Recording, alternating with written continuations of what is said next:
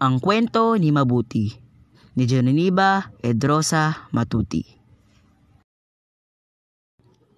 Mabuti ang tawag ng mga mag-aaral sa gurong iyon. Ito ang naging pangalan niya dahil marami siyang kwentong kapupulutan ng kabutihan. At higit sa lahat, mabuti ang naging palayaw niya dahil hilig niyang sambitin ang mabuti sa kanyang mga pahayag.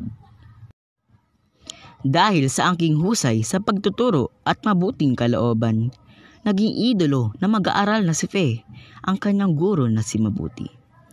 Hangang-hanga siya sa guro na maliban sa magaling na magturo ay lagi pang ipinagmamalaki ang kanyang anak.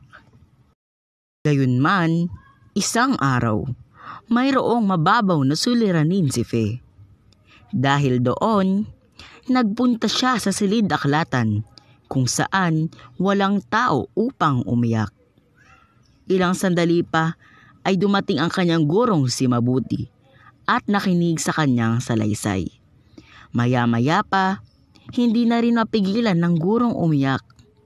Doon nalaman ni Fe na kahit ang magiliw at mahusay na gurong si Mabuti ay may suliranin din. Napag-alaman ni Fe matapos ang ilang araw ang dahilan ng pag-iyak ng gurong si Mabuti.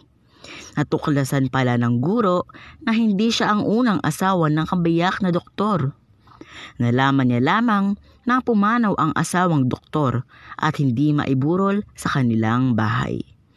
Lumipas ang mga panahon at hindi na guro ni Fe si Mabuti.